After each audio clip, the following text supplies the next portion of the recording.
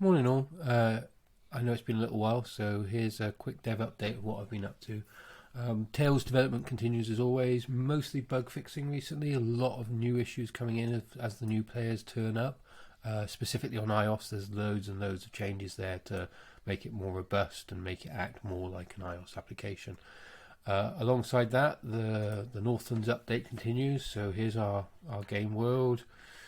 Down here is Aria, and I'm just working up here. I actually did a post showing this, so we can show you this. Here's one of the new settlements. This is a big port to the north of the first continent in Yor. Mapping is continuing. I've got to do the mud flats down here, but then I'll be pretty much finished with overworld mapping, which I'm really looking forward to. I might even celebrate. Alongside that, because things are hard going when you're working on something as complicated as this, I have done a bunch of extra little projects. So here's one that I've been working on. It's a quick dungeon crawler, so it's nothing more than moving around, but what it is doing is working on just simply using sprites, just like in the good old days. So there is no 3D going on here. It's all completely pseudo 3D. You can see the perspective isn't quite right and that sort of thing at the moment. But some of the interesting things here is if you look at the walls as we go up to them, they look completely flat this way. But if you look on the bottom here, you can see a little ledge, and that's done by just offsetting the sprites of particular layers of the sprites just by a little bit and stretching them. And what that causes is a little bit of depth effect everywhere we go. So that was quite interesting. Getting the floor mapping and everything else was pretty trivial, but this is a few hours work, but it really did help relax my brain and let me think about something else for once.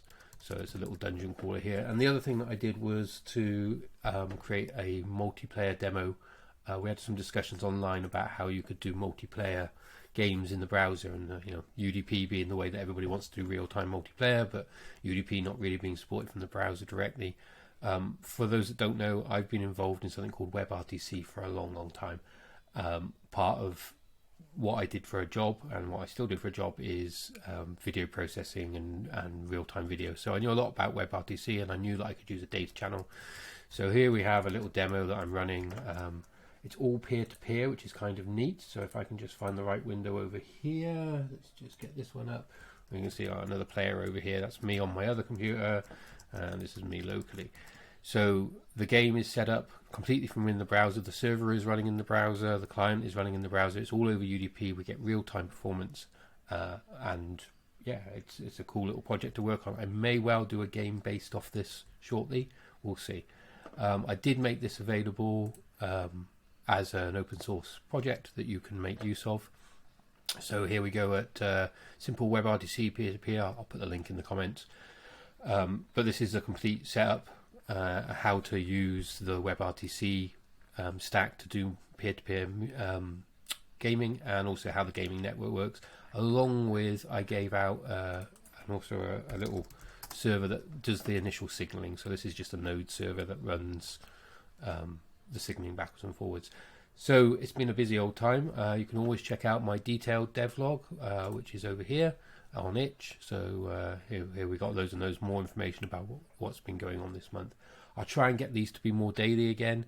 So let me know if you've been enjoying them, and if not, then hey, let me know that too.